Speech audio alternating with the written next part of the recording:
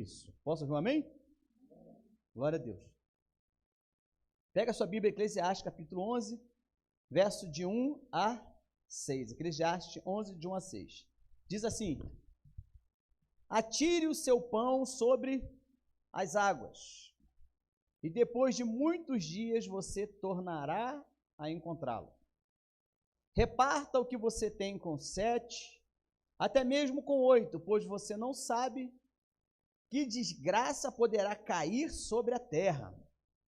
Forte essa palavra, né? Eclesiastes 11, 3 agora. Quando as nuvens estão cheias de água, derramam chuva sobre a terra. Quer uma árvore caia para o sul, quer para o norte, onde ela cair. Quem fica observando o vento não plantará, e quem ficar olhando para as nuvens não colherá. Assim como você não conhece o caminho do vento, nem como o corpo é formado no ventre de uma mulher, também não podes compreender as obras de Deus, o Criador de todas as coisas. Verso 6. Plante de manhã a sua semente, e mesmo ao entardecer, não deixe as suas mãos ficarem à toa, pois você não sabe o que acontecerá, se esta ou aquela semente produzirá, ou se as duas serão igualmente boas. Amém? Só até aí. Você que pode, feche seus olhos, curva sua cabeça. Senhor, aqui estamos, ó Deus, diante da Tua presença, em mais um dia de campanha, onde nós cremos, acreditamos, ó Pai, que a Tua palavra, ela tem trazido, ó Deus, restauração no nosso interior, paz, alegria. Por isso aqui estamos, ó Pai, nessa campanha, pedindo a Ti, que Tu fales ao nosso coração, que a Tua palavra, ela traga uma revelação, ela traga um entendimento novo, que possamos sair, ó Deus, dessa transmissão, sair desse ambiente aqui, ó Deus, aprendendo algo a mais, ó Deus, para aplicarmos na nossa vida em relação à Sua palavra, que possamos receber de Ti, ó Deus, o maná, que nos dará o sustento, que nos encherá da Tua presença, Pai. Por isso, nós nos assentamos aos Seus pés e pedimos, fala ao nosso coração, Pai, em nome de Jesus, amém. Queridos, esse texto ele é interessante porque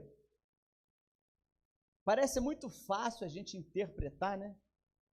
E ver esse versículo e achar assim: atire o pão sobre as águas, depois de muitos dias você tornará a encontrá-lo. A gente já imagina assim, né? Uma água e você colocando um pedaço de pão ali, e literalmente aquele pão ali passa-se vários dias e quando você volta ele está lá ainda.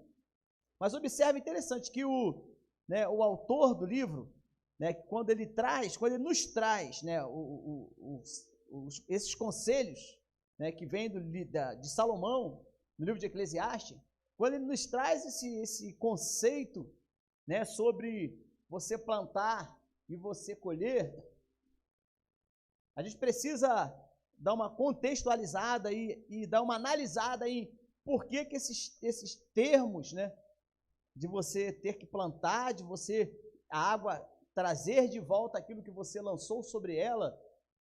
É interessante para que você compreenda bem, né, sobre o que isso significa. Eu quero explicar algo interessante. As margens do rio Nilo, naquele período, né, e hoje muito mais ainda, né, o rio Nilo ele tem uma coloração escura, né? Então, o seu solo, né, ele é de humus, então, ou seja, é muito propenso a se plantar, principalmente nessa época, porque era um solo com muita matéria orgânica, né, também conhecida como humus.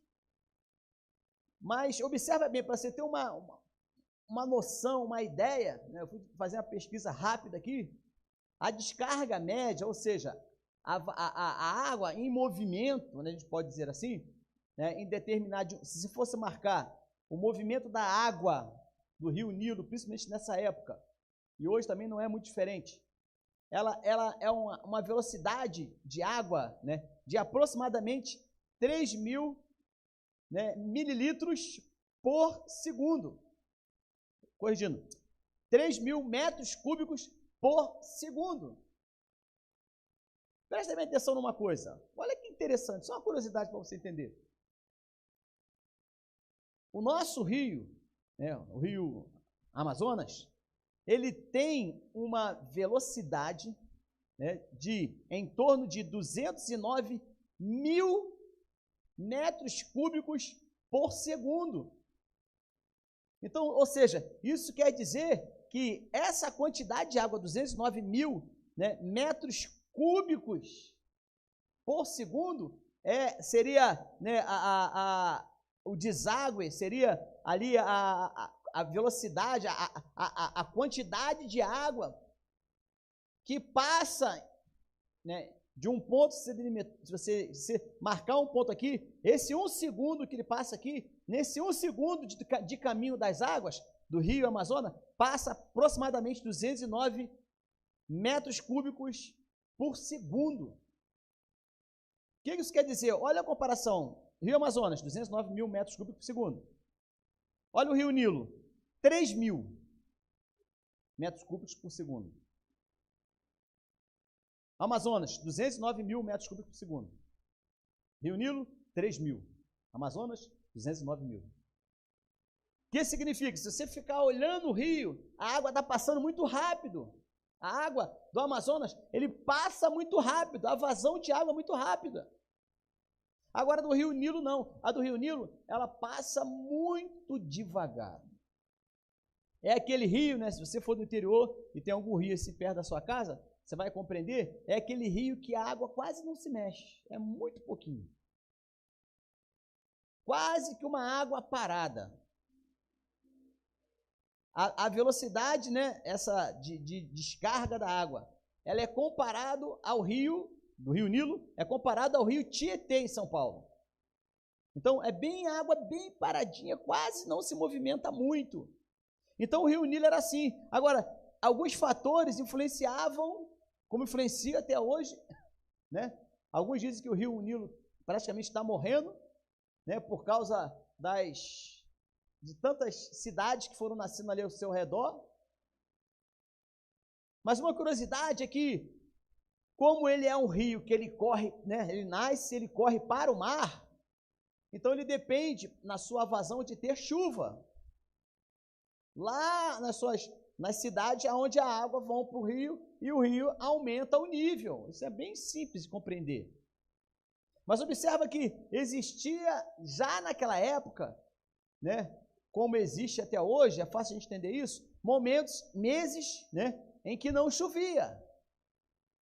Então, só para você compreender como é que funcionava. O rio, ele tinha uma altura. Quando chovia lá na cabeceira lá do rio, essa altura aumentava, a velocidade do rio aumentava. Porém, em determinados meses do ano, não se chovia na cabeceira do rio. Com isso, o rio passava a ter pouca vazão de água. E como nós já sabemos o princípio simples, a evaporação também fazia o nível do rio baixar.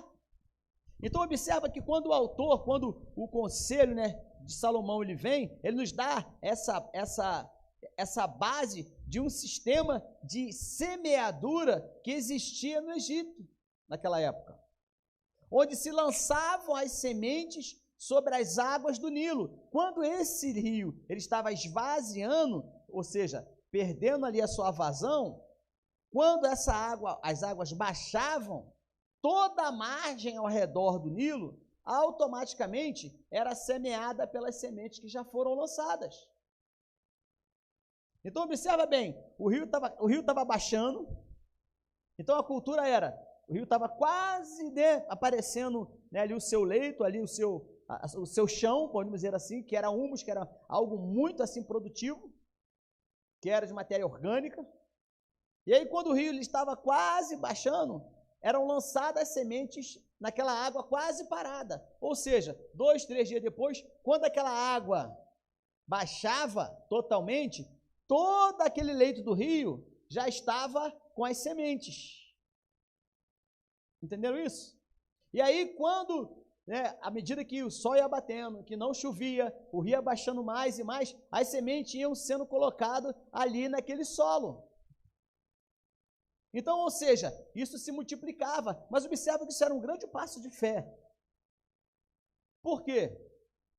Porque você lança a semente às águas. O seu desafio é que você lance, mas ela vai brotar. A sua fé diz que o rio vai baixar e a semente vai assentar no solo e ali vai nascer uma planta.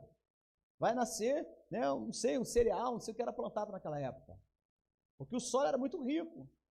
Então eles aproveitavam a baixa do rio, né, e faziam ali as suas plantações, às margens do rio, a ponto de colherem o que eles plantavam antes do rio encher. Isso era interessante. Então, Salomão, quando nos deu esses conselhos, ele foi falando sobre isso, sobre você lançar essa semente nas águas, porque certamente ela vai brotar. O texto também fala sobre pessoas que nunca tomam a sua decisão de semear, mas que ficam apenas observando a vida, sem saber para onde devem ir e o que devem fazer. Pessoas assim nunca colherão o melhor de Deus. Por quê? Aquele que lança semente às águas é uma questão de tempo. Nesse princípio aqui que eu te falei, da baixa do rio, como era explicado aqui. A semente vai brotar, mas tinham aqueles que não lançavam, mas queriam colher. O texto vai falar sobre isso. A grande lição desse capítulo, 11, que nós lemos, está no fato de que você precisa agir de maneira energética, focado e com propósito. Deus não fará o que você tem que fazer.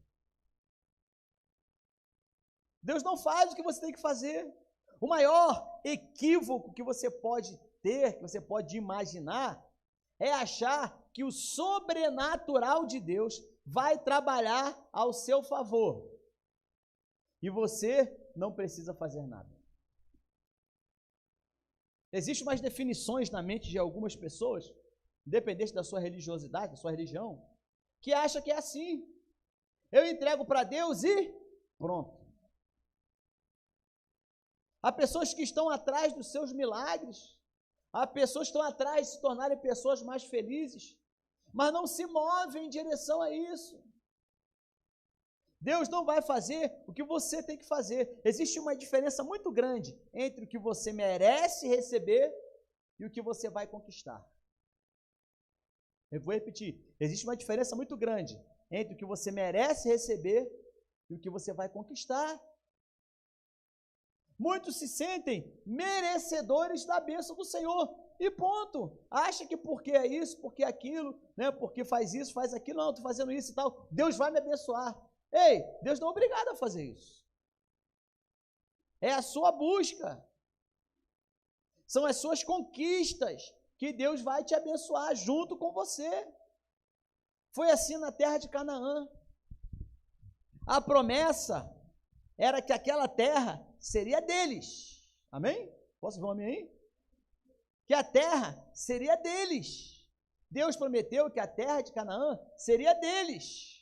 Mas quem é que tinha que ir lá e conquistar? E trabalhar arduamente? Quem seria? O povo. É uma terra que mana leite e mel. Amém, ok. Mas aquela terra que era frutífera, lá alguém plantou. Então, ou seja, nas nossas conquistas, nas nossas crises, nas nossas dificuldades, nas nossas busca pelas nossas conquistas, você vai precisar trabalhar muito. Você vai precisar se esforçar muito. Deus não vai dar para você assim, algo de mão beijada, como se diz. Deus não vai te dar uma bênção assim, de qualquer jeito. Muitos têm essa definição, Não, vou ficar aqui parado porque Deus está vendo, Deus está ouvindo, e Ele vai vir e vai me dar a bênção que eu tenho buscado a Deus. Ei, os princípios bíblicos não dizem isso não. Até mesmo para esperar com paciência, como a palavra nos diz, até mesmo para esperar com paciência, requer de você paciência. Então, você vai ver alguns exemplos. Eu quero te dar um exemplo aqui bem interessante. O exemplo de Jacó. Em Gênesis 31, verso 38 a 42, Gênesis 31, 38 a 42, diz assim: 20 anos estive com você. Isso aí é Jacó falando para Labão, seu sogro, né? 20 anos estive com você. Suas ovelhas e cabras nunca abortaram, e jamais comi um só carneiro do seu rebanho. Eu nunca levava a você os animais despedaçados por feras. Eu mesmo assumi o prejuízo. E você pedia contas de todo animal roubado de dia e de noite. O calor me consumia de dia, e o frio de noite, e o sono fugia dos meus olhos. Olha que interessante, presta atenção no que eu vou te falar agora. Foi assim nos 20 anos em que fiquei em sua casa. Trabalhei para você 14 anos em troca de suas 2 filhas e 6 anos pelos rebanhos. E 10 vezes você mudou o meu salário. 42. Olha esse fechamento interessante, eu ia falar sobre isso. Se o Deus do meu pai, Deus de Abraão, o temor de Isaac, não estivesse comigo, certamente você me despediria de mãos vazias. Mas Deus viu o meu sofrimento e o trabalho das minhas mãos. Vou repetir. Deus viu o meu sofrimento e o trabalho das minhas mãos. O que isso quer dizer? Observa que Jacó, durante 20 anos, gente, trabalhou para o seu sogro, 14 pelas filhas dele e mais 6 anos pelo rebanho. E Jacó chegou nessa definição que eu acho interessantíssima. Observa que pessoas dedicadas no que fazem não trabalham apenas por um patrimônio, mas, acima de tudo, por ser uma opção de conquista. Não era simplesmente trabalhar para o seu sogro. Era saber que Deus estava com ele enquanto ele trabalhava. Então fale assim, baixinho. Deus está comigo. Mas fala assim com força. Deus está comigo quando eu estou trabalhando. Essa é uma chave para algumas realizações. Essa é uma chave para que você viva feliz. É ter a certeza de que Deus está com você quando você está trabalhando. Quando você está fazendo a obra de Deus, quando você está em casa. E olha interessante, ele falou, se o Deus de meu pai, Deus de Abraão, não estivesse comigo, todo o meu trabalho teria sido em vão. Seja qual for, preste atenção nessa definição que eu vou te falar, seja qual for as suas guerras, seja qual for as suas conquistas, tenha a certeza de que Deus nunca te deixará sozinho. Vou repetir, seja qual for as suas guerras, seja qual for as suas conquistas, tenha a certeza que Deus nunca te deixará sozinho. Você nunca vai estar sozinho. Observa que tem um outro texto em João, capítulo 5, verso 15 a 17, que diz assim, o homem foi contar aos judeus que fora Jesus que tinha curado o homem, né?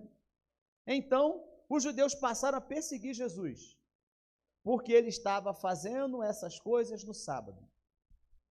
Preste atenção nisso aqui, ó. João 5, 17. Disse-lhe Jesus, meu pai continua trabalhando até hoje, e eu também estou trabalhando. Preste atenção nessa chave. O pai, Jesus falando, está trabalhando até hoje, e eu também estou. Sabe o que significa para a gente? Jesus, ele está dizendo que as nossas leis humanas não limitam o que ele veio fazer. Vou repetir. As nossas leis humanas não limitam aquilo que ele, Jesus, veio fazer. Vou repetir. Jesus está dizendo que as nossas leis humanas não limitam o que ele veio fazer. Você entendeu bem isso? Vou falar mais uma vez.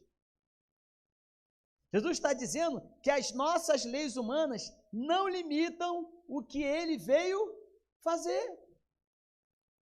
Nós que somos limitados, a presença de Jesus na pessoa do Espírito Santo hoje, no contexto do que você faz, ou seja, no seu trabalho, na sua escola, na sua faculdade, nas suas tarefas domésticas, não se limita naquilo que você é limitado.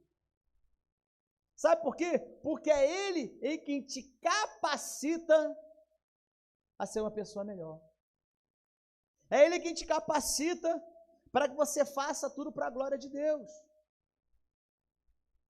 Observe que o plano maior de Deus era enviar o seu filho para morrer por mim e por você. Amém? Glória a Deus, todo mundo entende isso, né? Mas nós limitamos, muitas das vezes, o que Deus quer fazer em nós. Sabe como? Mostrando os nossos limites. Você mostra e demonstra o quanto você é limitado. Mas você esquece que o Deus que você serve não se limita nas leis que nós somos limitados. Isso traz para nós, para cada um de nós, o seguinte entendimento: Deus pode fazer muito mais na sua vida do que você está pensando. Deus pode dar a cura que você tanto tem buscado. Sabe por quê? Porque limitados somos nós, Deus não é. Mas pastor, eu já corri tudo, já tentei arrumar emprego, já fiz isso, fiz aquilo, né? Estou vivendo essa crise, essa dificuldade. Ei, não ponha essas leis para Deus, porque Deus não se limita às leis que você se limita. Então, quando você diz assim, não, pastor, eu não sei, eu não dou conta, eu não consigo e tal, na realidade, você está limitando o Deus que você está servindo dentro de você. Em outras palavras, está dizendo assim, Deus não pode fazer isso na minha vida. Por quê? Porque eu sou limitado. E muitas, às vezes, deixam de receber o melhor de Deus. Sabe por quê? Porque se limitam. E quando você se limita Deus na sua vida. Em 1 Coríntios 10, 31, diz assim, olha esse texto. Assim, quer vocês comam, bebam, ou façam qualquer outra coisa, façam tudo para a glória de Deus. Se você está trabalhando, faça isso para a glória de Deus. Não foi isso que Jacó fez? Ele não tinha certeza que Deus estava com ele no trabalho dele? 20 anos. Jacó entendeu isso. E teve suas conquistas com a certeza de que Deus o honraria. Conforme nós lemos no texto. 20 anos. Trabalhando para um homem que é o seu sogro, né? Como você viu no versículo 42, ele dizendo o quê? Se Deus não tivesse comigo, você ia me despedir agora de mãos vazias. Eu não sei se você compreendeu, né? Se você seguiu essa linha de entendimento que quis levar até você.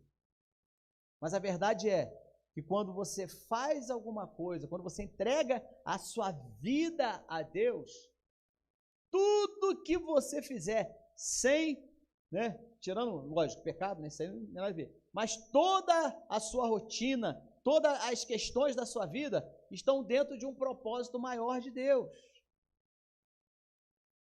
E aí, quando você se julga incapaz, sabe quem é que estende os seus limites? Quem é?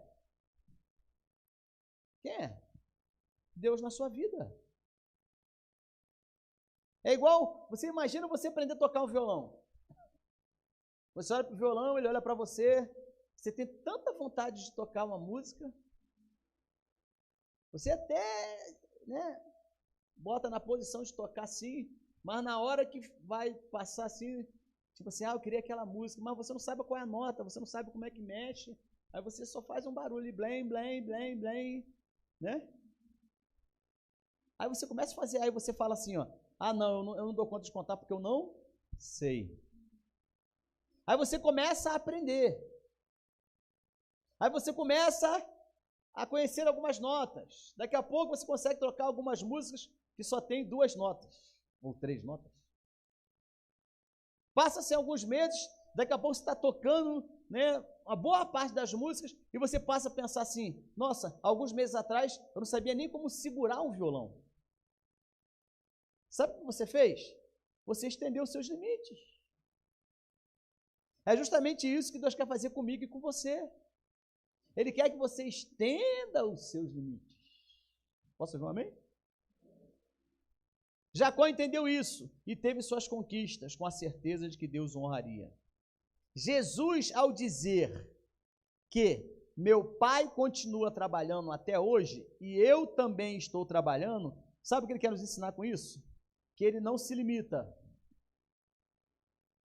Ele não se limita pelas leis que limitam você. Posso ver um amém também? Com isso só podemos chegar a uma conclusão, né? Estamos concluindo. Com isso só podemos chegar a uma conclusão.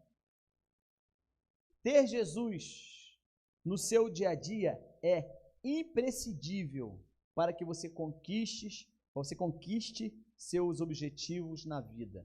E por conseguinte, se tornar uma pessoa realizada e assim mais feliz com as suas conquistas pessoais. Quando você sabe o Deus que você serve, quando você sabe o poder do Deus que você serve, nada pode te parar, nada pode te limitar. Ah, falaram isso de mim, falaram aquilo de mim, falaram que eu não presto, falaram que eu sou fraco, falaram que eu sou burro, falaram que eu não vou ser nada na vida. Ei, se você entregou a sua vida a Jesus e Ele passou a fazer morada em você, agora não são mais os seus limites, são os limites de Deus na sua vida. E quais são os limites de Deus? Deus é ilimitado. Deus pode fazer de você um grande homem de negócio. Deus pode fazer de você um músico. Deus pode fazer de você um médico, um professor, uma professora. Deus pode fazer de você um doutor, um advogado, um juiz. Por quê? Porque o Deus que existe dentro de paz, o Deus que passa a existir dentro de você, a partir do momento que você aceita Jesus, a partir desse momento, se arrependeu dos seus pecados, aceitou Jesus, a partir desse momento, Deus passa a fazer morada dentro de você. E agora, meu irmão, deixa eu te falar, se você conhece o Deus que você serve, como se diz por aí, sai da minha frente. Porque o Deus que eu estou servindo vai me levar a lugares altos. Vai me fazer crescer, prosperar, vai me dar saúde, vai me dar entendimento. E hoje eu quero te convidar, a você permitir que aquele que pode renovar as suas forças entre na sua vida e estenda os seus limites. Trabalhe muito, corra atrás, mas lembre, Jacó ficou 20 anos trabalhando para o seu sogro. Saiu de lá muito próspero, sabe por quê? Porque ele entendeu que Deus estava com ele. Então o princípio é bem claro, quando você entrega a sua vida para Jesus, quando Ele passa a fazer morada dentro de você, tudo aquilo que te limitava, agora dentro de você é tomada de uma coragem, e você começa a romper com os seus limites. E aí você vai longe. Você crê nisso? Amém? Então eu te convido a você ficar de pé. Respira bem fundo assim. Você que pode, você que está em casa, se você quiser.